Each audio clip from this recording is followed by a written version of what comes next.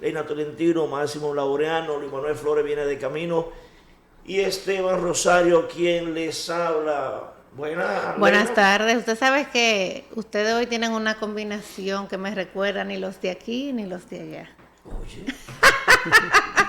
La buenas tardes para todo el público que nos ve. Buenas tardes, Máximo. Saludos audiencia, saludos compañeros y compañeras, la gente que nos sigue en Política por un tubo política, ahora se escribe con K. Una edición más para tratar los temas que son importantes dentro del espectro político y lo que no son políticos pero que también tienen incidencia, porque la política está en todas las decisiones. De camino, escuchaba la programación de hormigasradio.com, una plataforma creada hace 5 años, y sonaba una canción interesante, creo que Melina León se llama la intérprete. Cuando una mujer decide olvidar, Dios mío, qué canción. Sí. Qué canción. Cuando una mujer se quita la piel. Qué canción que da. Se viste de nuevo con otro querer. Miren, yo me puse a hacer suma hoy. Así, yo siempre, todavía soy análogo con el lapicero y los lápices. Cada día los partidos políticos juramentan un paquete de gente. Sí. El PLD llevaba 488,000, aquellas cosas. Arriba que va el PRM va a llevar 500,000 y el PRD juramentó otro paquete. Tendremos más gente juramentada que votantes. Arriba que esto va. Alguien está mintiendo, lógicamente. O alguien está tomando al país de tonto, creyendo que la gente se traga ese cuento, hablando así popularmente, se traga ese cuento sin vomitar, o más claro, sin pensar, ¿no? No es posible que un partido político juramente en un mes 50,000 personas. Humanamente no es posible. Porque solamente sumando las horas que se lleva para conquistar una firma, convencerlo que el tipo se inscriba, convencerlo que sea ya un miembro del partido, eso lleva 1 a 2 horas. Si usted la multiplica por 50,000, son todas las horas del mundo, pasa del mes. Cualquier cálculo simple, cualquier suma aritmética o resta, no da. Entonces, eso me parece las inversiones que hacen la Telefónica. Claro, invierte $100 millones, uno y el otro invierte $300 millones. Y cuando tú ves, nunca se ven las inversiones. Eso pasa también en la política. Se está jugando mucho a las tonterías que aparentemente son verdades, pero no las son. Y eso realmente debiera ser una función de la Junta Electoral, el manejo de los contenidos, que tiene facultad para eso.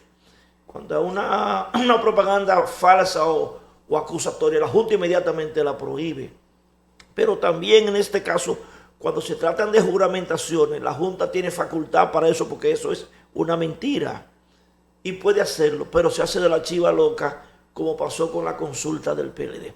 Hay que controlar los mensajes falsos, que es lo que quiero decir en el fondo, porque no es posible que se sigan publicando en los periódicos, las redes sociales, la televisión, la radio, todas estas juramentaciones, porque al ritmo que vamos, habrá más juramentaciones que votantes. Tú sabes que cuando te escucho, que tú lo hablas desde el aspecto cuantitativo, porque ¿verdad? Es ilógico, o sea, además, si un partido te dice a ti, yo tengo 100 votantes, ¿quién contradice? Porque no hay un imparcial que realmente pueda avalar que tú tienes esa cantidad de integrantes. Pero hay que recordar que la Junta le ha dicho a los partidos en la reunión de hace unos días con relación a la campaña de tiempo, un acuerdo de compromiso, y es precisamente esa debilidad institucional para hacer cumplir la norma, es lo que hace que hoy estemos hablando todavía de que los partidos empiezan precisamente de manera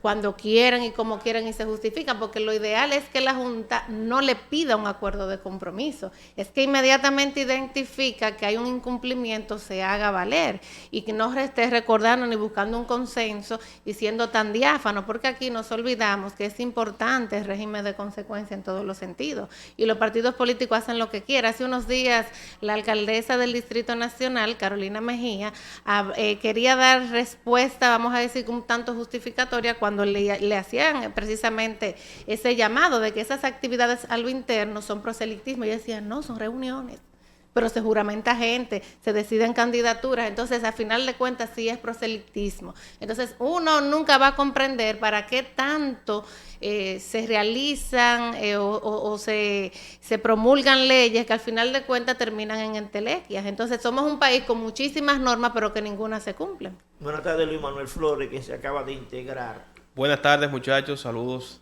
los seguidores de Política por un Tubo. Estamos bien, celebrando el Día de los Fieles Difuntos, Día de los Muertos, mientras estamos en la lista de los vivos. Y eso se celebra. Hay mucha gente que se murió que no se lo han dicho, ¿no? Eso se celebra, se conmemora, no sé, pues. Laureano. Cuando iniciamos el programa, yo recuerdo que una de mis primeras, ¿cómo de llamarlo? Incredulidad en cuanto a tema político fue las juramentaciones. Ustedes recuerdan que yo hablaba y que había una diferencia porque en realidad ni tenemos los datos de que eso sea cierto, pero tampoco tenemos cómo refutar a los partidos. Porque ellos se reúnen en un salón, dicen que juramentaron 30,000 personas y uno termina creyéndoselo porque no tiene de otra. De hecho, cuando Marino Collante estuvo sentado en este lado, también lo cuestionábamos y le decíamos que si aquello de la hemorragia, el torniquete que hablaba Lionel se había parado. Y él no respondió, sino que se sonrió de manera pícara, ¿verdad? De manera sarcástica, respondiendo como quien dice, es que no hay tal hemorragia. Hoy justamente, en el periódico Acento, en cuya nómina yo estoy, desde su fundación, gloria a Dios, publica: decenas de miembros del partido Fuerza del Pueblo regresan al PLD, y le agregan, y denuncian que regresan por maltrato. Hay una persona, no sé si alguno de ustedes en la mesa la conoce, de nombre Danilo Fernández, que es quien encabeza el pelotón de dirigentes regresando al Partido de la Liberación Dominicana. Y ahí está Danilo contentísimo, ¿verdad? Y el que encabeza el grupo habla de que el hijo bueno regresa a su casa, etcétera, etcétera. Ellos estaban en la dirección central del partido Fuerza del Pueblo, pero, reitero, es que no tenemos cómo comprobar eso. La Junta tampoco vigila eso. Los partidos, al paso que van, dice Esteban, van a juramentar más gente que votante, y yo creo que se van a mudar a Haití a seguir juramentando gente. Sí. Porque, ¿cuánto dice el PRM que tiene en el padrón? 2 millones. 2 millones y más. El PLD dice que tiene 2 millones y más. La Fuerza del Pueblo no se para de crecer según ellos. Y tenemos 6 millones de votantes hábiles. O sea, cuando tú suma todos. Cuando tú sumas los partidos, estamos en el 2022 aún, cuando estemos a mediados del 2023, van a tener más afiliados que los votantes hábiles que hay en la República Dominicana. Eso hay que ponerlo claro. No sé cómo la Junta tendría... no están los padrones de los partidos, están en la Junta. Sí, pero un dato interesante es, si un partido tiene 2 millones de votos y gana, significa que nada más votaron los 2 millones de ese votos partido. de ellos, porque es con 2 millones que se gana. Entonces resulta, si es con 2 millones que se gana y que nadie llega a sacar 3 millones, 2 millones 300, yo saco 2 millones, solamente votaron mis simpatizantes y mis miembros, no conquistaron ningún voto, eso es falso. Claro. Eso no es posible. O sea, eso le den la cara. Exacto. Y le desnuda la mentira. Desnuda. Porque entonces no conquisté un voto nuevo, no conquisté a nadie. No hubo un indeciso, no hubo un indeciso, no hubo voto nulo, nada. Entonces, para decirlo así, diarrea de juramento, eso es falso de verdad. Ahora, es que institucionalmente, técnicamente sí, porque están todos inscritos en la Junta, pero la Junta no tiene facultad voluntad política para corregir esa mentira. Y entonces cuando uno hace, como yo me senté esta mañana, hacer un análisis aritmético, es que me da más votantes. Si tú sumas los 2 millones del PLD más lo de la del PLD, Los pero tres- son 4 más el 1,5 millones, son 5,5 y son 6 millones de votantes. Los que no son de nadie que van a votar, se pasa entonces No, por la y- cantidad de votantes que tiene la Junta. Y los partidos, los llamados Y los pequeños, chiquitos. también tienen miembros. Exacto, Flores. No, Máximo, sumarle a eso, que además las elecciones del 2020 que dieron como ganadores al PRM tuvieron una característica especial o una connotación, y fue precisamente un voto atípico del sector no partidista o clase media, gente que no Sí. pertenecía al partido, que apoyó al PRM para sacar al PLD. Eso es una verdad irrefutable, y quienes fuimos a dar cobertura a los diferentes centros de votación, vimos gente... Aquí hay de- 4 votos y ninguno está y ninguno estamos en un partido. Entonces, se cae ahí mismo, entonces, o eso contradice esa connotación que nosotros tenemos de que la clase media o esos no partidistas fueron quienes fueron a votar, porque ciertamente, ante la debacle moral que tuvo el PLD en ese entonces, la desmoralización, como le han llamado, de los miembros, hubo una abstención grandísima, más de un 44% de la matrícula del PLD que no acudió a los centros de votación a dar, digamos, validez a esa idea de que el PLD es una maquinaria electoral. No fueron a votar. Por lo tanto, ese nicho fue aprovechado por ese sector no partidista y fue el determinante para que el PRM tuviera esos votos. Luis Abinader sacó 2.185.000 votos por ahí contra Gonzalo, tuvo un 52 punto y algo por ciento, 52.5.6. Gonzalo sacó... Un 36, como un 36. Gonzalo 1.500.000 y tanto de votos. 37.4. 37, sí. Pero en el caso de Abinader, entonces, muy lógico lo que dice Esteban, de los 2.180.000 y tantos de miles de votos que sacó Abinader, 2 millones del PRM y solamente 150.000 ciudadanos no partidistas fueron a apoyarlo. O sea, como que Pero se sabes que cruza hay ahí. que hacer la connotación que cuando Esteban decía, pues fíjate, no contaron con ningún sector fuera que no estuviera alineado a su partido. Hay que recordar que en esas elecciones había un voto de venganza, había un voto de disgusto, y ese voto de disgusto no está necesariamente con el que está integrado al partido. Pero lógicamente que más allá de que no es una realidad, de que no hay forma, como tú dices, de que tú lo sumes juntos y dé un número verídico, real, indiscutiblemente que lo que buscan es crear un golpe de efecto. Es que si tú sumas todos los partidos según sus juramentaciones y su padrón, dan más votantes internos que los que están inscritos en la Exactamente. Junta para votar. Yo hice el ejercicio, se me supera como con 320.000. Y no es posible que haya más votantes internos en los partidos, sumando los chiquitos, lo que ellos dicen, que los votantes que tenga la Junta, porque los que valen son los que tiene la Junta. Y agrégale el elemento de que ellos dicen que siguen creciendo. Y faltan 2 años para Y seguir que- creciendo. Para seguir creciendo. Pero- Por ejemplo, yo le decía a gente de Fuerza del Pueblo, creo que dije esa idea aquí hace un tiempito. Yo le decía a José Izquierdo, pero ¿para dónde que ustedes crecen la Fuerza del Pueblo? A los lados. Si siempre que veo el círculo, y le puse el ejemplo de la gente que estaban en el escenario en ese momento, siempre que veo el círculo son ex-PLDistas. Por ejemplo, Sí. lo que yo estoy mirando aquí son ex-PLDistas. Ya ¿De fichas dónde que lo están conocidas. sacando? O sea, no hay gente nueva que está llegando. Mira, al la partido. analogía pues, perfecta tú la encuentras con la religión. En el país, fundamentalmente, los evangélicos. ¿Qué sucede? Que el evangélico, en una cruzada, tú invitas a Esteban Rosario y Esteban pasa al púlpito para que tú ores por él. Ah, que tengo un problema y vienen todos los hermanos. Ya ellos dicen que ellos te salvaron la vida para Cristo. Y dicen los pastores, nosotros salvamos 70 almas para Jehová en esta noche. Pero el hecho de que una persona se pare al frente en la congregación no significa que se arrepintió. Pasa lo mismo con los partidos.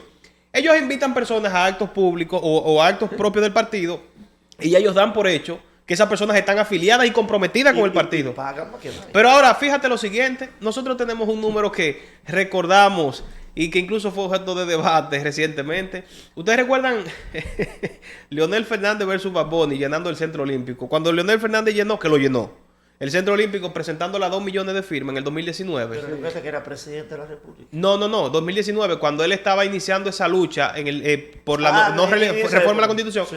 que incluso vinieron expresidentes de Latinoamérica a apoyar ese acto. Y cuando tú miras en frío, 2 millones de firmas. No, pero los 2 millones... Significa en modo Pero alguno. los 2 millones Los 2 fue millones antes, de él era firmas no eran en esa presidente. época. No. Él que era eso fue presidente. antes. 2 millones de firmas en el diciembre de 2018 en el Centro Olímpico.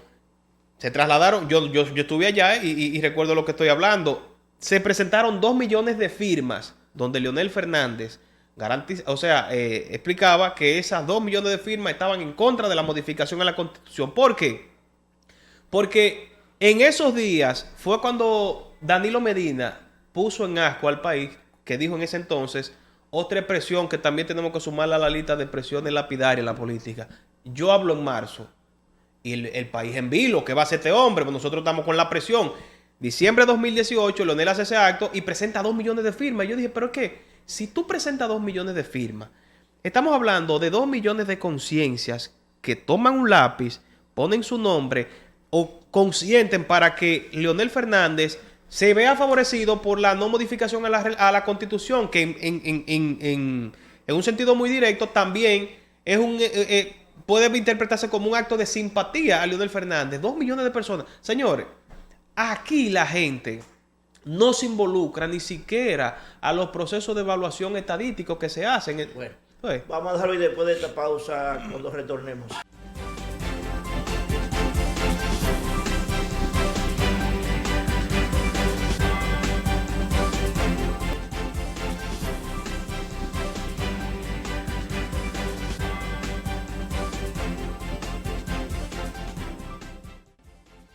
Continuamos con Política por un tubo, les reitero, aunque hay una gente que nos está imitando por ahí que esto se escribe con K, pero nada, estamos aquí en Santiago, la ciudad corazón. Ahí mismo le agrego, antes que Leina, que tiene un turno que quiere presentar algo que investigó, es que ahí mismo también, todos los días compran un dirigente.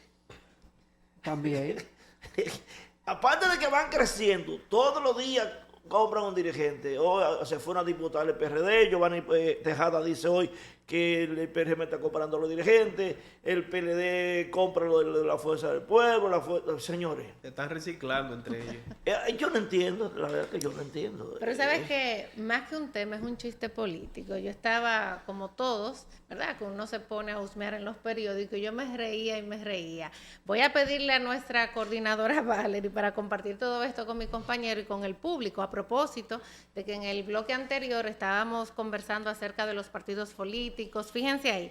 Eso lo publicó el periódico Diario Libre en su red social de Instagram. Y dice, roban más de 10 celulares en actividades de Leonel Fernández en Monte Plata. Eso fue este fin de semana en una juramentación. ¿Qué sucede? A esto, un precandidato a diputado, dirigente de la Fuerza del Pueblo en la circunscripción 1, Distrito Nacional, ha publicado esto en su cuenta de Twitter. Él dice, bonita estrategia del Palacio. Mandar carteristas a robar teléfono en las actividades de la Fuerza del Pueblo para desacreditar este noble pueblo que hoy asiste, banalizando así el auge de la delincuencia que azota. Pero eso Provito. lo envió de verdad, un Que chiste. sí, míralo. O un Yo, fake news, no, yo lo denominé chiste porque es que es muy descabellado para no ser Ahí tan está, ruda. ahí está en pantalla. Fíjate ahí, esa fue en su cuenta de Twitter, entonces yo Ese es un diputado. Sí, él fue precandidato a diputado. Oye, eso. Entonces, ¿qué pasa? Recordemos que este fin de semana el expresidente Leonel Fernández estuvo en Monte Plata y hizo una de esas tantas juramentaciones que tú dices. Entonces, ¿qué ocurrió en esa juramentación? Que bueno, robaron más de 10 celulares en esa actividad. La respuesta que le da este integrante de la Fuerza del Pueblo es que dice que fue una estrategia del Palacio mandar carteristas para que robaran los celulares. Perdón, debo Miren, corregir algo, hoy- escúchame Esteban. Sobre el dato que dimos ahorita del acto de las 2 millones de firmas, no fue diciembre de 2018, fue mayo de 2019. Porque ahí pasó marzo y Danilo Medina no habló de si iba o no iba. Entonces, Leonel hace este acto, presenta 2 millones de firmas de personas que supuestamente le favorecían retornar al poder y que se mostraban en rechazo a una O modificación sea, dice constitucional. tener, no que la presentó. No la presentaron. Uno de los temas más peligrosos y delicados que ahora se está haciendo un esfuerzo, aunque se ha ido desplomando, es la impunidad. Hoy murió una de las personas más perversas, escúcheme el adjetivo, pero hay que decirlo, y criminal. Salvador Lluveres Montaz. Señores, usted no había nacido. Yo que viví esa época, Esa era familia del que fue alcalde de la capital. sí, su primo. Ese Mario carajo Metz. fue jefe de la policía del 20 de abril de 73 al 25 de abril de 74. Ahí está. Eso fue una masacre. Una masacre. Yo que era dirigente estudiantil de la Unión de Estudiantes Revolucionarios, UER. Ya yo estaba inscrito en la universidad, pero todavía yo me inscribí el 19 de abril del 74. Pero estaba en Santiago. Eso fue un año de masacre. En ese año mataron, según un registro que yo tengo, 150 jóvenes en el país. En Santiago mataron como 30 en ese año. Una cosa increíble. Este tipo fue jefe de la Fuerza Aérea, jefe de la policía, era del grupo de Pérez y Pérez junto con Milo Jiménez.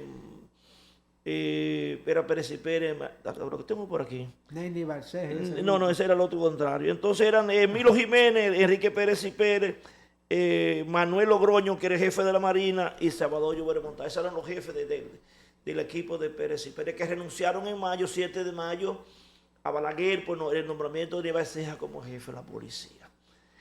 Pero además, según se demostró en el expediente que elaboró el juez Pantaleón Castillo, y Paul Castro lo dijo, quien organizó el crimen de Orlando Martínez fue Salvador Lluveres Montá. Y así está en el expediente. Él me dio la orden y convocó, vamos a darle un escarmiento, vamos a darle una pela. La orden no era matarlo, era una pela. Pero cuando el sargento tal lo llamó, que conocía a Orlando que se miró, le disparó en la cara y se fue el caso de la mano, dice Paul Castro. Pero lo que quiero decir es que Lluveres Montá, parte de los crímenes de 73, 74, a veces robado 6 millones de dólares, que se los robaron a él también, sí. En su casa de 6.4 de la Romana. Eso fue el año pasado. A pesar de todo eso y el crimen de Orlando Martínez, este individuo nunca cayó preso. A pesar de que fue el organizador quien dio la orden de matar a Orlando, el argumento fue que estaba enfermo y lo pusieron como prisión domiciliaria y nunca llegó al fondo. Y cuando la jueza Katia Miguelina condena 20 años a todo el mundo, sacó a este individuo del expediente. Y después Domínguez Brito volvió y respondió que fuera colocado en el expediente para condenarlo. Y vino Leonel y soy chivo loco, volvió Balaguer y soy chivo loco, vino Hipólito y chivo loco, vino todo el mundo. Y este individuo murió a los 90 años feliz, con 6 millones de dólares y una retaíla, una sarta de muertos y crímenes. Y murió feliz y rico por una vaina que se llama en este país la impunidad. Sobre todo el crimen de Orlando Martínez, que como periodista nos duele a todos nosotros, porque ha sido el mártir. Y este individuo fue el que organizó el crimen y participó en la ejecución, lógicamente con el apoyo de Joaquín Balaguer, que ahora lo quieren poner como un santo, pero nadie mata a un periodista del nivel de Orlando Martínez sin el apoyo del presidente de la República. Eso no es verdad. Quería decir esas cosas porque me duele que Enrique Pérez y Pérez, el coordinador de la banda con la USAID y otra cosa más, muriera en la cama también. ¿Y Macorís se murió? Macorís murió. Macorís era un chivito, no fue gran cosa en la banda, pero era el vocero de la banda, ¿no? Y fue secretario general de la banda. Murieron todos felices y contentos y nadie ha pagado absolutamente sus crímenes. Y están santificados en la historia política. Tú sabes que a nosotros, disculpa Máximo, nos falta voluntad política sobre todas las cosas para llegar a ese punto de hacer justicia en momentos tan significativos o negativos más bien para la sociedad dominicana como fueron los 12 años de Balaguer. Cuando tú describías toda esa situación en referencia de Orlando, que es uno de los tantos muertos de esa época. Por ejemplo, ayer cuando Luis Manuel citaba el aniversario de muerte del profesor Juan Bosch, había otro aniversario ahí a propósito de Balaguer, que no tienen las mismas características, pero no deja de enmarcarse como un hecho de impunidad, que fue el crimen de Mamá Tingó. Y así tantos y tantos, y tú te pones a buscar, Balaguer acabó con la vida de los jóvenes más valiosos de República Dominicana. No me recuerdo, a Goyito lo mataron siendo Sí, sí. jefe de la policía. Pérez y Pérez. Lluveres Montaz. Sí, porque a Goyito lo matan en el primero. Era que Lluveres hablaron. Sí, pero porque fueron en 73, 74. 73 matan a Pues Goyito. fue en la jefatura policial de Lluveres Montaz. El 28 de abril, me parece. Entonces, por ahí. todo eso se quedó en el libro del olvido. Y esas son historias que no deben olvidarse. Y a propósito de que tú hablas de Mamatingo, que yo ayer la mencionaba en las efemérides, ese señor de nombre Pablo Díaz, muy reconocido, un terrateniente, nunca fue ni siquiera investigado. No. Porque no iban a la cárcel, ni mucho menos eran investigados. Era Él un tenía asunto- sus vínculos con el reformismo y Lo eso. protegió Luis Julián Claro. Pérez, que eres el director de la Comisión Nacional de Desarrollo, que usted no se recuerda de eso porque somos jóvenes, y que era el hombre jefe de los terratenientes porque su esposa era sobrina de María Martínez, la esposa de Trujillo. De todas las conexiones que tenía ese Pablo Díaz, no era un chivito, que No, era, y no que era era un amigo chivito. y era reformista. Una cosa que hacen los reformistas de ahora, sobre todo algunas personas ya de cierta edad que vivieron en el balaguerismo en los 12 años, es que de una forma como tan simple quieren explicar las acciones de Balaguer. Yo vi la entrevista de Pau Castro y todos ellos coinciden en que Balaguer nunca mandó a matar a nadie, No, porque Balaguer tenía una estrategia. Y el que lee el libro Balaguer y los militares dominicanos de Brian Bosch, ¿verdad? Que era un representante de la... Sí, del MAD, del grupo consultor de la Fuerza Armada que de Estados estuvo aquí Unidos. cuando la intervención y en ese tiempo. Balaguer tenía una metodología infalible para que sus jefes militares y policiales supieran cuándo salir de una persona. Y entonces había un asunto que en ese libro no lo narra como tal. Pero Había un código. había un código, por ejemplo, como los jefes militares eran contrarios dentro del mismo gobierno. Por ejemplo, Neyni Barceja tenía su banda, Pérez y Pérez tenía, como ya lo explicó. Entonces ellos competían entre sí y daban como un hecho que si yo le quitaba a este del medio, Balaguer me lo iba a agradecer, porque esa era la metodología, ese era el accionar. Y los defensores del balaguerismo, cuando lo entrevistan, caen en esa explicación de que Balaguer nunca mandó a matar a nadie. Yo vi la entrevista de Castro y Castro dice, bueno, Balaguer lo que dijo es que qué pasa con Orlando que está enfadado, que está molestando. No me deja gobernar. No me deja gobernar. Palabra textual. Entonces, si no lo mataba, si no armaba la estrategia Lluveres Montaz, la armaba el otro, porque había un afán, según lo establece el libro, de quedar bien con Balaguer. Sí. Porque Balaguer jugaba con los hilos del poder. Cuando a Balaguer le convenía, lo felicitaba. Y cuando no le convenía, entonces lo quitaba. De Así hecho, era. esa es una de las leyendas políticas más consolidadas, el que Balaguer estratégicamente, posiblemente a veces se exagera en cuanto a los méritos de estadista o de pensador y armador de una determinada situación en algunos líderes, ¿verdad? Por un asunto de engrandecerlo más históricamente y todo eso. Pero sí se habla de que estratégicamente Balaguer tenía el control de todo eso y era a propósito el que ponía jefes en los cuerpos castrenses adversos para que no se conjugaran nunca, ¿verdad? Y no le, ¿cómo que se dice? No le hacían sombra. No, exacto, no le hicieran sombra, pero no conspiraran contra él. Ahora, No, ellos conspiraban contra ellos y todos adoraban al jefe. y hay de esa etapa una expresión que vi Eso era trujillismo en el caso puro. de Víctor Gómez Bellés, cuando matan a Orlando Martínez. Víctor Gómez, en una situación que despertó la indignación naturalmente de la población, va donde el doctor y le dice, doctor, ¿usted sabe que mataron a Orlando Martínez? Y la gente dice que fue usted que lo mandó a matar. Pero yo sé que no, le dice Víctor Gómez. Y entonces le dice Balaguer, ¿y quién tú crees que fue? Eso fue el grupo de Chinino, Lluveres Montaz y esa gente. Y dice, pero que esa gente hasta a mí me mata. En alusión a que él no tenía control incluso de esas personas, contrario a la leyenda. ¿Quién no tenía control? O sea, Balaguer.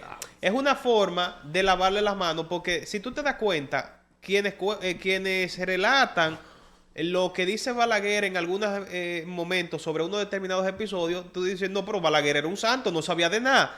Bueno. El mismo Guido habla de dos casos. Habla de la muerte de su propio padre, el Moreno, en Bruselas.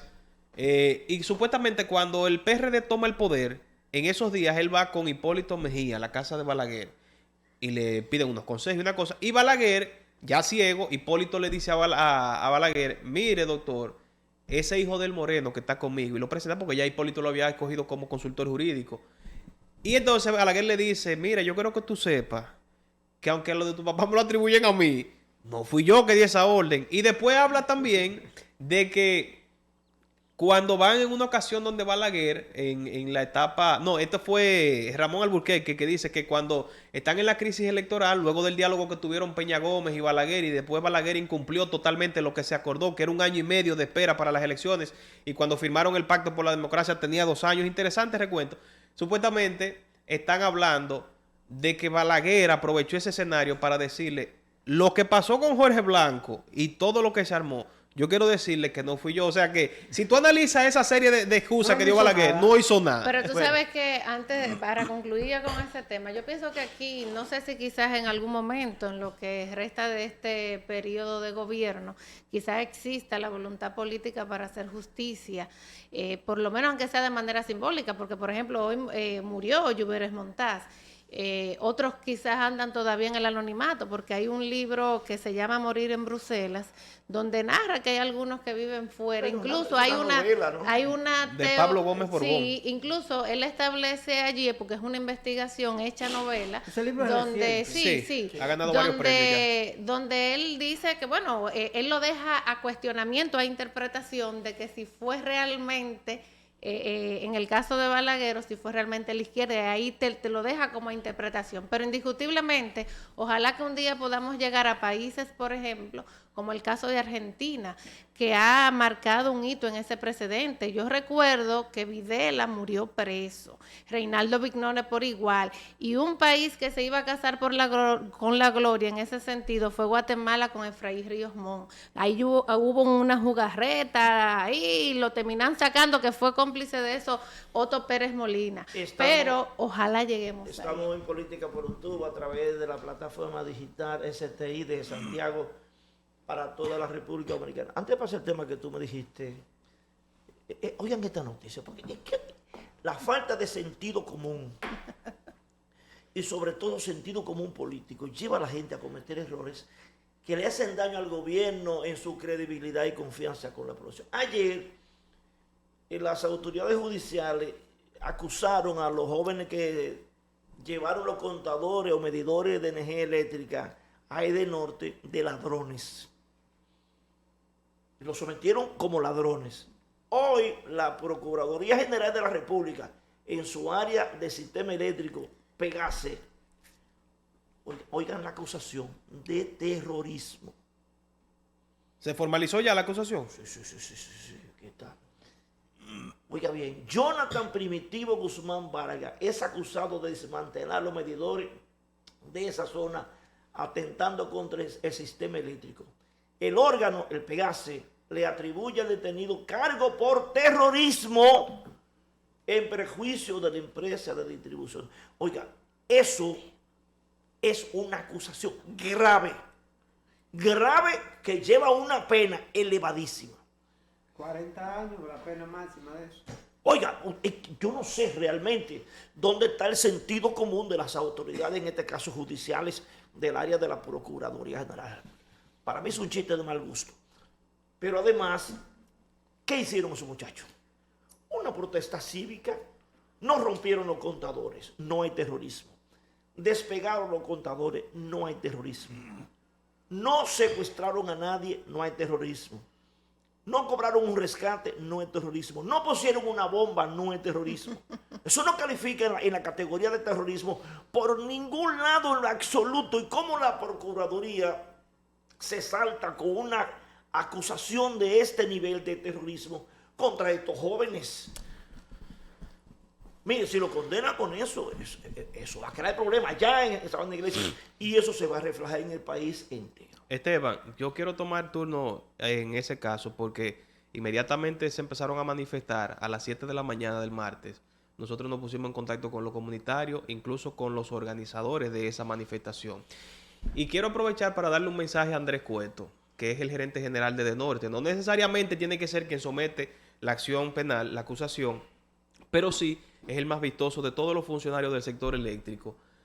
Andrés Cueto está aspirando a la alcaldía de Santiago y ojalá pueda ver este pedacito.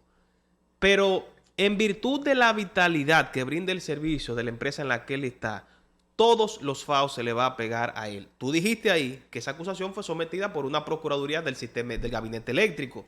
La gente no lo va a ver así. Va a ver que fue Andrés Cueto que, al igual como pasó con el caso de Somos Pueblo, sometió esa denuncia. Es que la empresa pone la querella a la procuraduría. Y quiero dejar claro. Porque ella representa a EDENORTE. Y quiero dejar claro que yo desde el principio hablé incluso con varios regidores de Sabana Iglesia y le dije, yo no comparto el que desmonten los contadores. Pero como dice Esteban, desmontar un contador es una cosa, desbaratarlo e incitar el desorden social es otra. Pero quienes ven, yo tengo los videos que lo quiera, quienes ven la forma de protesta es una forma de protesta pacífica y habitual. E incluso los agentes policiales establecieron su cordón y pudieron preservar, digamos, la seguridad de los habitantes en esa zona. O sea que totalmente de acuerdo, es un exceso. Y en esta situación política para Andrés Cueto, yo creo que debe reflexionar también si le conviene, buscando esa alcaldía, seguir en una posición como gerente de EDENORTE, porque es que todas esas situaciones él las está cargando, muchísimos temas que no tienen que ver con él, se le van a pegar y eso lo que hace es restarle, seguirse restándole puntos. Es que tú no puedes judicializar las protestas sociales. No es un error. En la libertad es derecho. Si no hay un desorden constitucional. Si no hay un desorden que atente contra la seguridad de la población, no se puede. Por eso hablábamos de la protesta y nos fuimos un chin más lejos un tiempo atrás cuando llevaron los contadores al parque. En aquella ocasión la protesta fue más representativa porque fueron más personas, llevaron los contadores al parque, etcétera. Pero tú hablas de lo de Cueto y yo lo vengo señalando hace rato, cuando usted está en una posición tan caliente como EDENORTE. Señores, es que se piensa en muchas cosas. La luz incide en demasiadas cosas y la gente no ve EDENORTE. La gente piensa en Cueto. Se fue la luz, la gente piensa en Cueto, no piensa en EDENORTE. Y eso para los que aspiran a puestos electivos es muy duro. Yo no sé si es un extremismo, te repito, pero si Cueto de verdad quiere la alcaldía, tiene que considerar o pedir una renuncia o un cambio de posición al presidente para que se enfríe y se purifique un poco esa imagen que está muy desgastada por un sinnúmero de cosas. Ese FAO en lenguaje beisbolero se le pega al presidente. Retornamos en breve después de esta pausa.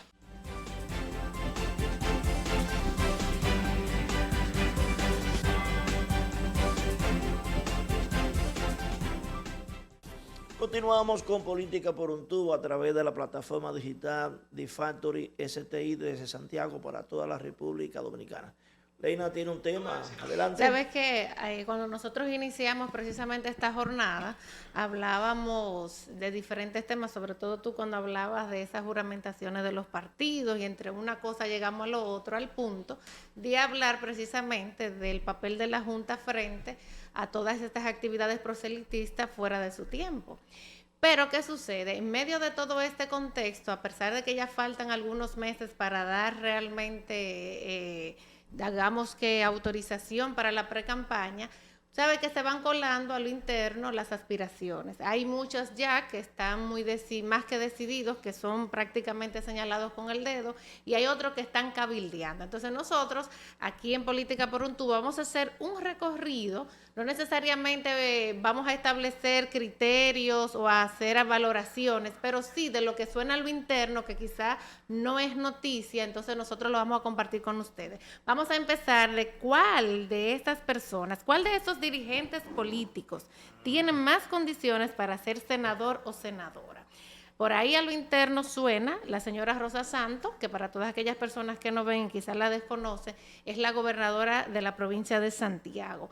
Es por el PRM que se cita que ella aspira a ser la candidata a senadora por esta provincia. Ojalá que pueda lograr esa parte, porque bueno, sería interesante ver a una mujer en esa posición. Continuando con este mismo tema, otra persona que vamos a pensar, ¿verdad? ¿Cuál de estos dirigentes políticos, reitero la pregunta, tiene más condiciones para ser candidato a senador por la provincia de Santiago? Recordemos que Demóstenes no pudo repetir como diputado y ya luego entonces de esta derrota se especula de que él, bueno, podría ser, tiene buen perfil para ser candidato a senador. Aún en la Fuerza del Pueblo, por lo menos en esta jurisdicción o en esta provincia, no han hecho un planteamiento, pero es lo que se dice, que quizás para una figura elegirla como su posible candidato podría ser Demóstenes Martínez. Otro de esa misma organización política, vamos a ver, señor director, sería Hanle Otañez, aunque también susurran por ahí o por la carretera que él tiene aspiraciones a ser candidato a alcalde. Pero bueno, vamos a pensar, como no han sido unos planteamientos ya formales, entonces ponemos ahí la idea de que si tienen condiciones para ser candidato a la senaduría. Vamos a continuar con esta selección de perfiles para candidatos. Ya ese sí está fijo, ya ese hemos visto hasta publicidad y estuvo por aquí en Política por un Tubo. Ese es Marino Collante por el Partido de la Liberación Dominicana. Aquellos que quizás no recuerdan a Marino Collante, es un dirigente de reformismo al PLDismo, pero tiene ya muchos años, un político con una gran experiencia, ha asumido diferentes cargos y bueno, en esta ocasión se la va a jugar por hacer el candidato por el Partido de la Liberación Dominicana a senador. Y otro que tiene, no sé si usted cree que tenga condiciones, pero ahí lo ponemos, ¿cuál de estos dirigentes políticos tiene más condiciones para ser senador por Santiago? Ahí está Papito Cruz, que en este caso ahora con la dinámica que tiene el Partido Reformista Social Cristiano de elegir su nueva dirigencia, él se postula a secretario general. Recordar que en las pasadas elecciones fue el candidato a la alcaldía por el Partido Reformista Social Cristiano, dejando detrás su regiduría. Y bueno, es un joven de la política que tiene conocimientos múltiples dentro del contexto político para aspirar, ¿verdad?, a cualquier cargo. Entonces vamos a ver que en lo adelante, ya que hay una precampaña iniciada, a pesar de lo que diga la Junta, que deciden algunos de esas caras que hemos expuesto para todos ustedes. Te falta Federico Reynoso, que es aspirante a senador Federico por el PRM Reynoso, también. sí, está aspirando periodista. También, sí. Pero él está más tímido. Me parece que No, está... él está haciendo campaña interna. No, él está haciendo campaña interna, pero digo que está más tímido en el sentido de que lo veo como analizando más que los otros el escenario. Yo estuve en esos almuerzos que yo voy para la capital, que voy el viernes, por cierto, para echarte vaina. Fuimos bien, ¿Tú vas? vamos a almorzar también, porque no vamos a morir. Él no se quiere quedar. No, yo voy a cobrar. Pero yo voy, sí, trataré de almorzar con alguien. Tú dices que Federico Reynoso, Le pero voy a decir voy nombre, de la le línea voy a de decir Luis nombre Manuel. con quien yo almorcé en la capital. ¿Con quién? ¿Con quién? Que me dijo, ¿no? Mira, uno de los grandes problemas que tenemos en el gobierno, decía él, es una persona importante. Es una persona tan importante que despacha todos los días con el presidente y viaja con el presidente. El problema, Esteban, es que tenemos ahora que todas las gobernadoras quieren ser senadoras.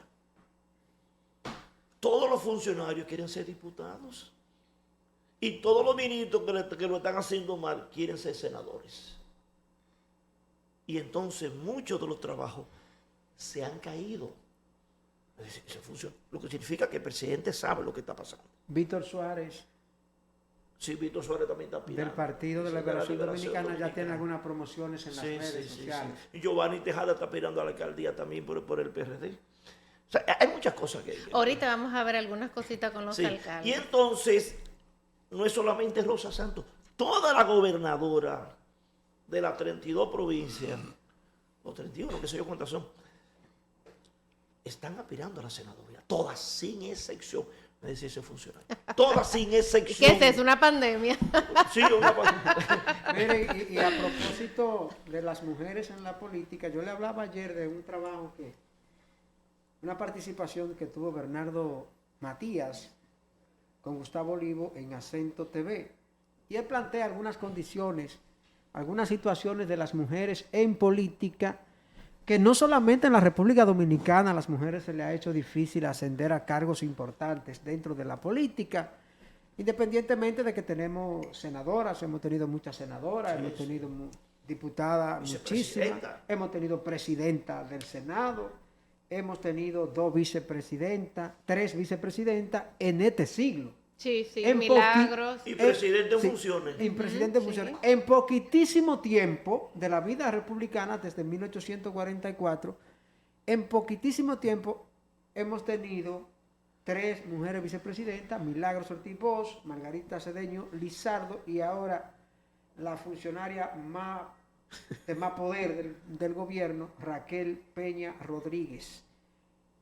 Hay unas cifras importantes, y es que en 1975, esto a nivel global, las mujeres representaban un 10.9% a nivel de los cargos parlamentarios. 10 años después, en 1985, representaban un 11.9%. O sea, en 10 años subieron un punto. Pero del 85 a la fecha, solamente han llegado a un 18.6%. Es un suero de miedo, abeja. No. Y plantea Bernardo que al paso que vamos a necesitar 200 años para conseguir o la paridad, que es la igualdad, Sí, 50 y 50. 50 y 50, o por lo menos lograr una equidad. Solo en 22 países a nivel del mundo ha habido mujeres presidentas de la República. Y hay una reflexión que hace Gustavo Olivo, y es que él dice que hay países que se pintan de progresistas, abiertos, sin embargo no han tenido presidenta, por ejemplo los Estados Unidos, Canadá, Francia, y entonces en aspecto contrario hemos tenido Nosotros que... ha habido presidenta, por ejemplo, en Egipto y otros países del lejano oriente que se supone que son más cerrados en ese sentido. Aquí tenemos, bueno, yo debía hacer un cuadro con esto, pero como estoy citando un trabajo que hizo otra persona, como que no es prudente hacer cuadro. En Latinoamérica ha habido 13 mujeres que han sido presidentas de la República. Violeta Chamorro, Laura Sí, Chinchilla, no, Cristina, la tengo aquí. María Estela Martínez, esa era la presidenta. Pero esa es de Argentina, de Perón, pero no fue por voto, sino por una situación Esa fue la especial. segunda esposa de Domingo Perón. Sí. Ella fue presidenta por la muerte. Sí. Ella era vicepresidenta en ese momento. Lidia Gaulier Tejada, esta es de Bolivia, tampoco fue electa, ¿verdad? Se dio una situación, un golpe de Estado. La primera que fue electa en Latinoamérica, ya por voto directo, fue Violeta Chamorro. Sí. En Nicaragua, eso fue en 1997. Hay otra, dice aquí, hay un nombre que no lo sé pronunciar, me ayudan. ¿Cuál? Erta Pascal, no puedo pronunciar el otro apellido. Esta es de Haití. Fue presidenta. Esa fue después de la dictadura militar, que hubo un en el gobierno 91, interino, ha sido la en única. el 91. Antes de llegar ya me trae Aristí. Le prometo. Mira ya. Una morena muy elegante, a Chamorro. propósito de que tú Sí, tienes Violeta debilidades Chamorro. con las morenas. Esta Pascal Le haitiana. prometo practicar Sí.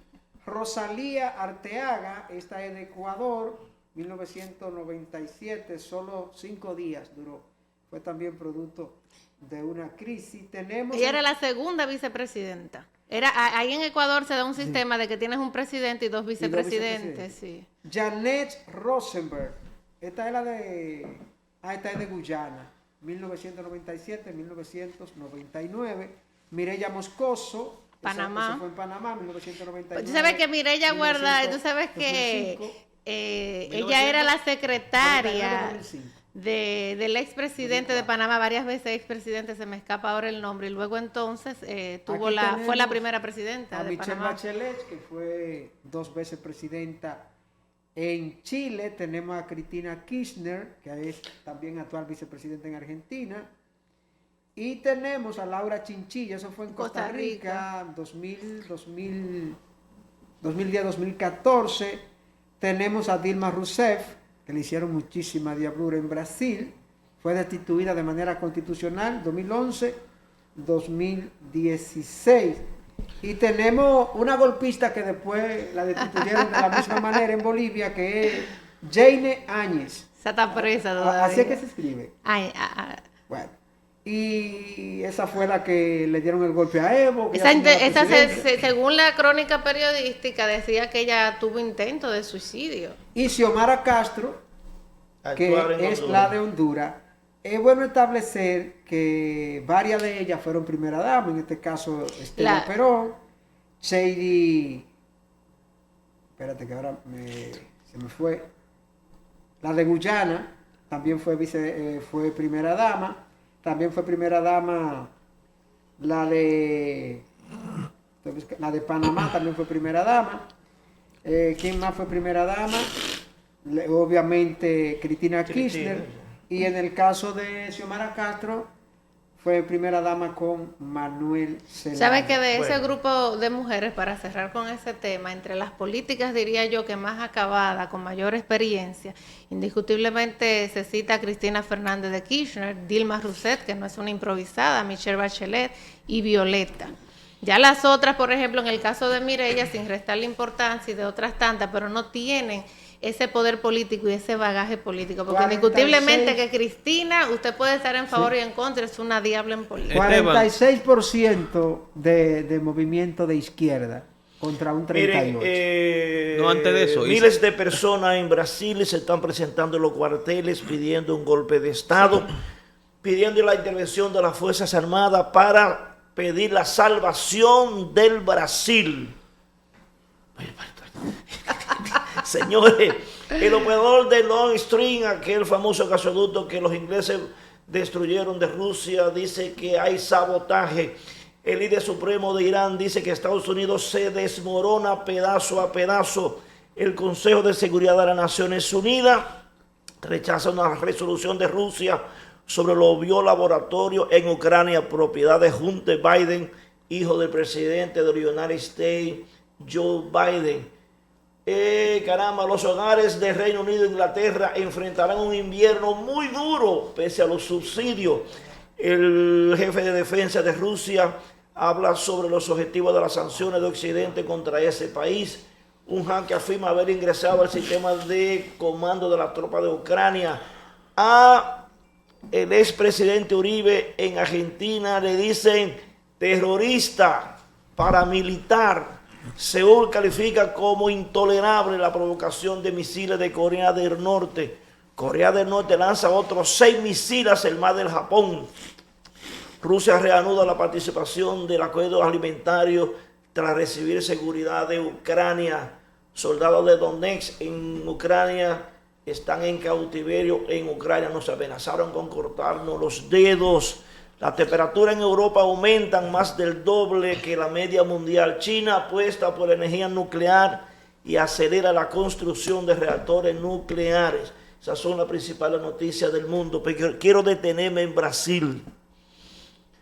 Miren, si dan un golpe de Estado en Brasil, no se sabe lo que pasará en América Latina. Entonces no se sabe dónde vayas a parar. Porque se puede generar una cadena de países que tienen alto nivel de seguridad política y de inestabilidad, como el caso de Ecuador, como el caso del Perú, que lo tienen en Ascua, sí, a Pedro Castillo. Eso puede generar una cadena de golpes de Estado que puede llevar a una inestabilidad regional, porque que Argentina está por igual, el Ecuador, el Perú, Haití, salvo la República Dominicana y Cuba, Puerto Rico, que es una colonia, y la mayoría de los países de América Latina están en una situación de un alto nivel de fragilidad política.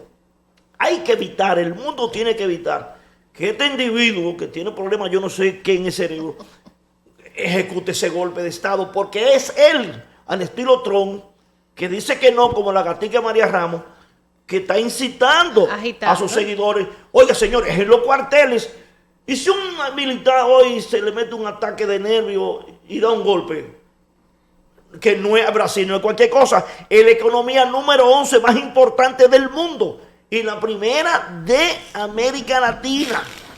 Entonces, geopolíticamente es inviable, pero aquí hay una cosa clara: no hay golpe de Estado en el mundo sin apoyo de Estados Unidos. Y aquí quiero terminar. Hay que esperar la posición de Joe Biden. En la única parte que no hay golpe de Estado es en los Estados Unidos. ¿Ustedes saben por qué? Porque son ellos que lo Porque no hay embajada norteamericana. Esa expresión no es mía, es de un sociólogo de Venezuela. Dice, en la única parte que no hay golpe de Estado de Estados Unidos porque no hay embajada americana. Entonces, ese chiste es de verdad, ¿eh? No hay golpe de Estado sin el apoyo de los Estados Unidos. Uno se ríe, pero es verdad. Entonces, es una situación delicada, ¿eh? Hay que esperar entonces cuál es la respuesta de Estados Unidos, porque esta incitación al golpe frente a cuarteles, señores, no estamos hablando de cualquier Fuerza Armada, ¿eh? En las Fuerzas Armadas más poderosas de América Latina es la de Brasil. Pongamos la atención a ese elemento de Brasil. Ojalá que todo quede todavía en esa resaca, ¿verdad? Que apenas las elecciones fueron el pasado domingo y que no haya agitación. Está bien, termina la idea, no hay No, problema. no, era Lo que pasa es que simplemente eso. uno de los temas que traje para desarrollar hoy tiene que ver con la política aeronáutica del país, pero como ya tú has tocado de entrada eso de Brasil, voy a asociar ambos aspectos, porque lo primero es que con la victoria de Lula, aunque los bolsonaristas no lo quieran reconocer, ultraderechistas o ultra irracionalistas no lo quieran reconocer, con la vuelta de Lula al poder se consolida en esa especie de ciclo o comportamiento cíclico de la política el turno de la izquierda en América Latina. A esto le siguió un gesto o una acción que tiene un gran peso como mensaje. Ustedes vieron que el presidente Alberto Fernández viajó el lunes a Brasil a felicitar a su amigo Lula da Silva, pero además los presidentes de América, que son una gran mayoría de tendencia izquierda, manifestaron una euforia indiscutible y grandiosa por esta victoria. ¿Qué sucede? Se consolida la izquierda como tendencia de poder en América y a pesar de lo que Esteban señala de la posible inestabilidad que se podría formar, hay un bloque ya fortalecido, hay una izquierda que tiene una muy buena coordinación en cuanto a la ideología que les identifica y por eso entonces voy al plano local. Yo voy a reiterar el mensaje al presidente Luis Abinader, que no comparto la forma firme y decidida en la que se ha abocado a alinear su gobierno a los intereses de Estados Unidos. Eso no está mal. Lo que está mal es no jugar con la neutralidad necesaria en un escenario como ese que estamos teniendo en América. Tú estás rodeado entonces de adversarios tuyos porque el enemigo de mi enemigo es mi amigo. Entonces es una situación que va por ahí. Por eso yo creo que todavía el presidente Abinader puede empezar a moderar ese tipo de posiciones ante el multilateralismo. Esteban diría, bueno, pero es que tenemos que hacer lo que la USAID dice y todo lo que los americanos dicen. Es verdad, pero yo creo que el presidente tiene formas de cómo hasta en su discurso manejar sus posturas. A propósito de esa postura que ha tenido firme y decidida, alienándonos si se quiere a lo que los Estados Unidos digan, hay una situación que no sé si ustedes han dado seguimiento. Es un acuerdo de cielos abiertos del cual se ha estado hablando muchísimo. Y precisamente el encargado de negocios de los Estados Unidos, Robert Thomas, escribió un artículo la semana pasada en la página de la embajada. Él hablaba de las virtudes de ese acuerdo y de todos los beneficios que representa.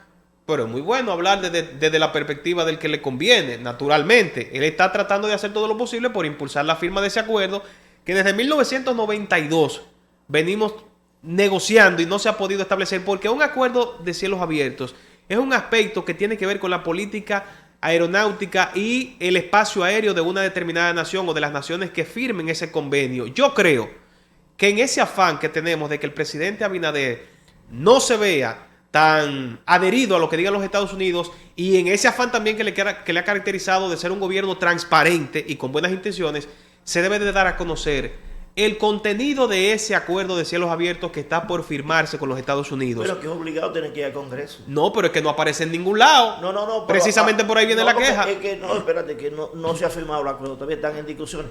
Pero una vez se firma el acuerdo, tienen que ir al Congreso y ahí se va a salir a la luz pública. El asunto es que en ese proceso hay una queja también de las líneas locales, líneas aeronáuticas, que no se han sentido partícipes de ese proceso de diálogo y son fundamentales. Porque ¿qué tú haces cuando vas a hacer un proyecto? Tú consensuas con los sectores que involucran o se vinculan a ese ¿Aquí tema. en la República Dominicana? Digo yo, pero con los Estados Unidos ¿Tú no eso van a dices? firmar. No, en Alemania. Entonces, pienso que pudiera haber un mayor espíritu de El problema consenso. está trancado porque hay que modificar varias leyes y hay que entregar incentivos, exoneraciones elevadísimas Es complicadísimo. Hay que modificar como 7 leyes, estuve leyendo. No es tan fácil ese acuerdo, no es tan fácil. Retornamos en breve después de la pausa.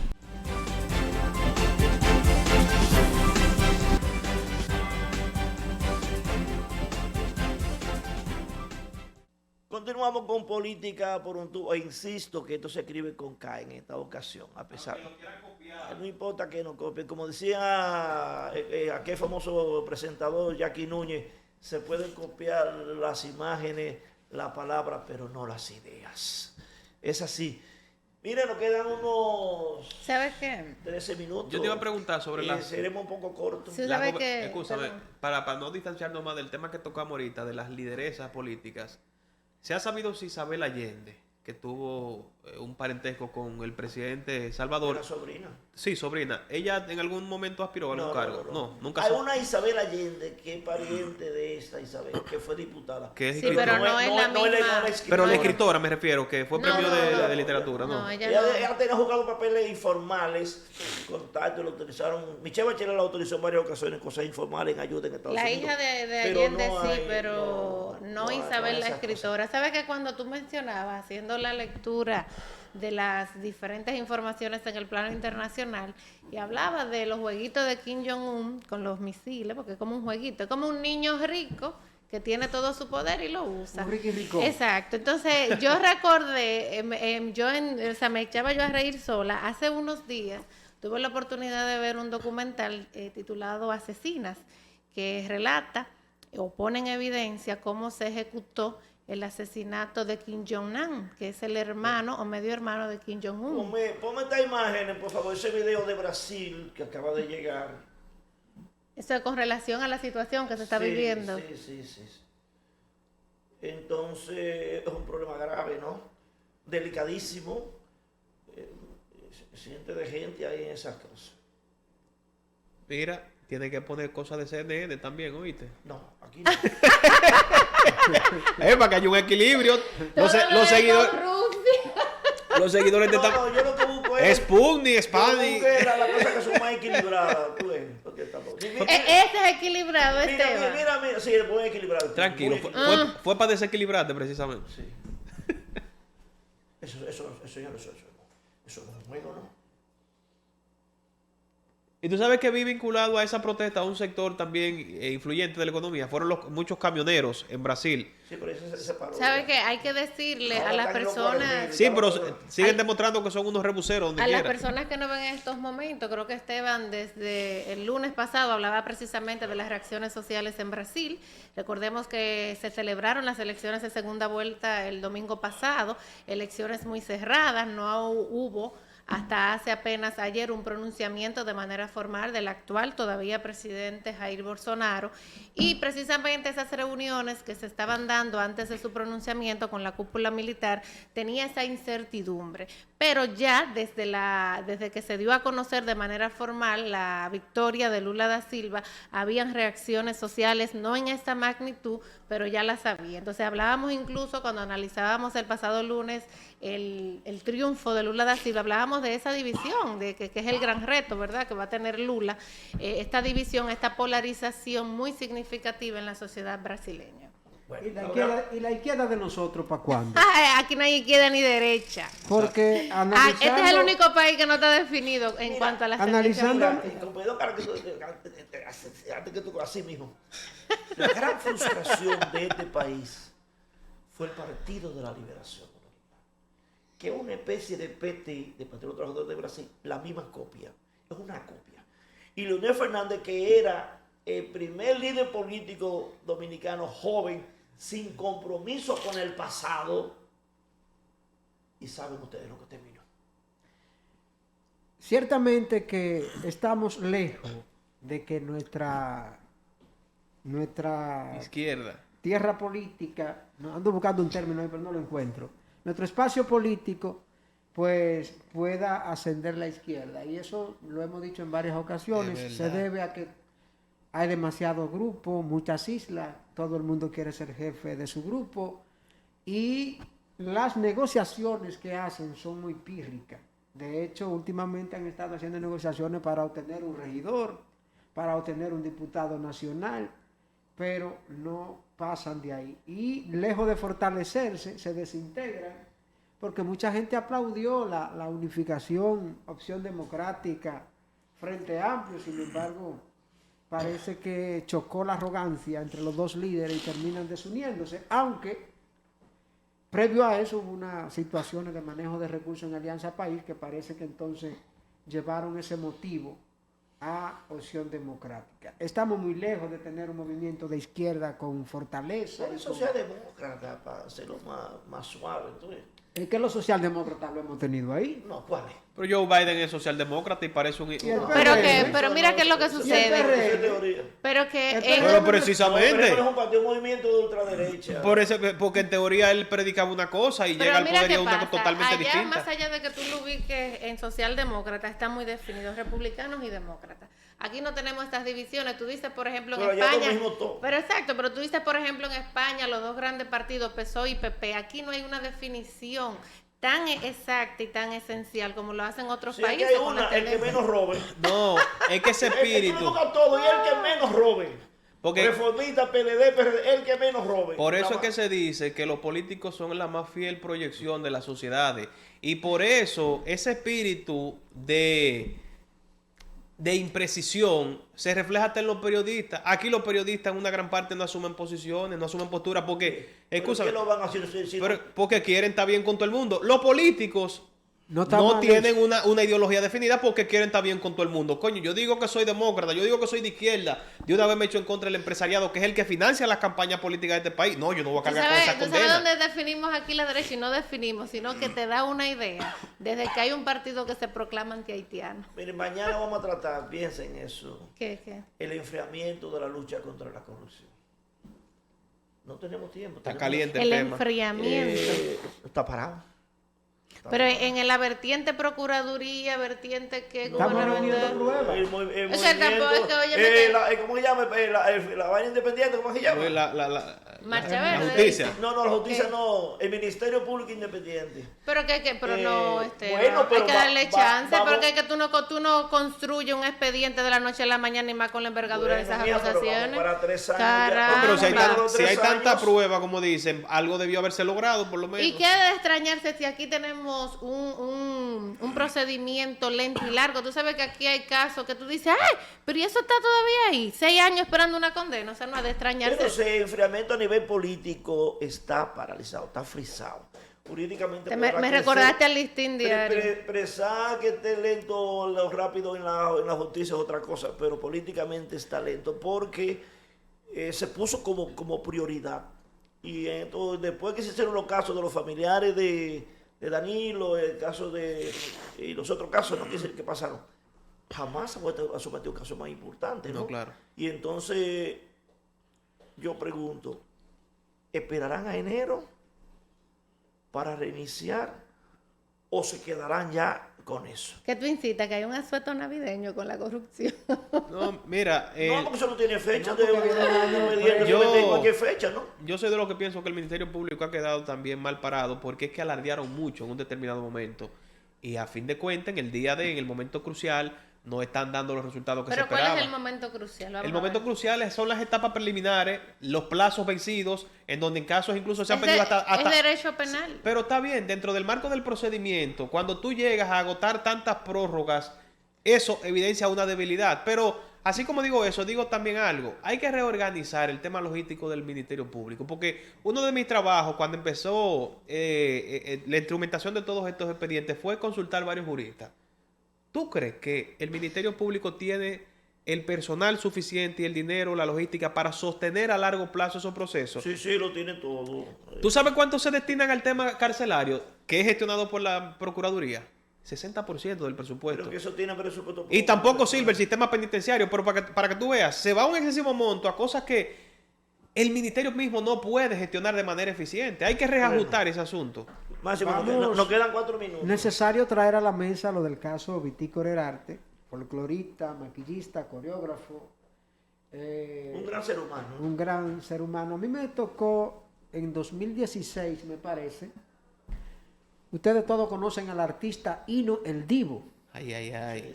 Hino hizo un tema de carnaval en ese momento y nosotros nos acercamos a Vitico, que tenía en la Arena del Cibao, por cierto, los ensayos para la gran gala del carnaval que él montaba cada año, donde venían grupos de todas las provincias. Y yo no conocía a Vitico más que verlo en el carnaval y tomar fotografía con sus trajes espectaculares que lucía en el carnaval. Y recuerdo que cuando le hablamos, creo que fue en un canal que está aquí en la autopista Duarte, por ahí por el Nexo. Sí. Y cuando yo le hablé de quiénes éramos y que estábamos promocionando un tema de carnaval, ese hombre le fascinó la idea y nos habló del ensayo en la arena y fuimos allá, nos dio todo el espacio, todas las facilidades. Hubo que hacer una yuca bastante larga porque eran muchos grupos para ensayar. Y eso está ahí en las redes sociales, una presentación artística cantando el tema Extraordinaria de Hino el Divo. Hoy sale la información de que 3 personas que se encontraban detenidas en relación al asesinato del coreógrafo folclorista Víctor Herarte fueron dejadas en libertad. Eso significa que entonces no encontraron indicio para, ¿verdad?, para responsabilizarlo por este hecho. Entiendo yo entonces que ahí se caen muchas tesis que ya la gente estaba tejiendo en torno a la muerte de Víctor Herarte, que para mucha gente lo mataron 2 personas de nacionalidad haitiana. Yo entiendo que este caso va mal desde que leí que el deficiente director de la Policía Nacional, Eduardo Alberto Ten, asumía de manera particular él la investigación. Una payasada, un populismo absoluto. Ya yo vi el fracaso. Un hombre que no sabe investigar. Ese señor no es investigador. No, Porque si tú me dices a mí que Polanco Gómez, por ejemplo, que fue un jefe de la policía con capacidad investigativa, pero Eduardo Alberto Ten, su único logro es la arrogancia y la payasería. Entonces, de que asumir la investigación él, porque a él le encantan los peripé y la parafernalia y las cámaras.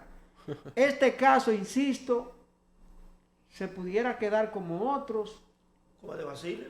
como el de Basilio, El del Secre. el Ayer, del Secre, ayer se manifestaron la otra vez. señora Gómez. Y voy a tratar de conseguir un trabajo que yo hice. ¿Ustedes recuerdan 3 muchachos que asesinaron en Jacagua? Sí. Eso tampoco se dijo nada. Eso se olvidó. Sí. Eso se quedó así. Claro, la población tiene sus conclusiones. Saca conclusiones y dice, esto fue fulano, esto pasó por esto, pero esa no es la idea en una sociedad. No, porque la policía da por entendido el que cuando se trata o se presume se trata de un caso de ajuste de cuentas, ellos no tienen que rendir información a la población. ¿Ustedes se acuerdan del caso del cirujano ahí en Colinas Mall? Va a ver si ha aparecido algún video o algún... que estaba implicado en el caso El de de David Ortiz. Ortiz. Ve a ver si ha aparecido un detalle. Y ahí hay más cámaras que... No, ni del artista, no se dice que muchas No, y cosas. otra cosa. No vamos, señores. Los acabó casos el de tiempo. los mismos policías que matan tampoco se investigan. Tampoco me entiendo. Mañana tenemos de nuevo en otra versión de Política por un tubo. Bye bye. Adiós, niña bonita.